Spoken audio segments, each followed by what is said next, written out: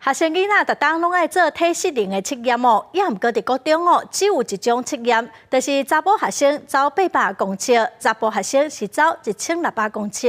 外界就质疑讲，这款安排哦，可能会造成性别刻板的影响。体育署嘛表示讲，明年的8月份开始，因会来做调整。下课时间，民族实中体育班学生当咧训练走运动场，对因来讲走起来也算真辛苦。不过，当年考一届走1600，这又搁是另外一回事。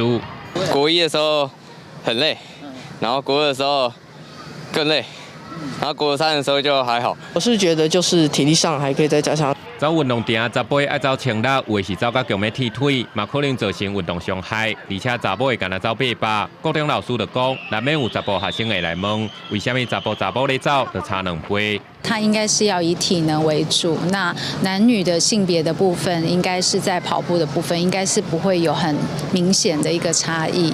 体育老师也强调，那照专业来讲，测验的目的是要了解学生的心理程度。不过，照目前的测验，拢无法度达成这个目标。对体育署规划要用减速耐力来回走来做测验的项目，是乐见其成。用这个渐进式的折返跑，因为它趟跟趟之间都会有一些休息的组数，然后我们也会测它的安静心跳率，所以在这个不同的测验形式底下，在安全的这一块是会比较提升的。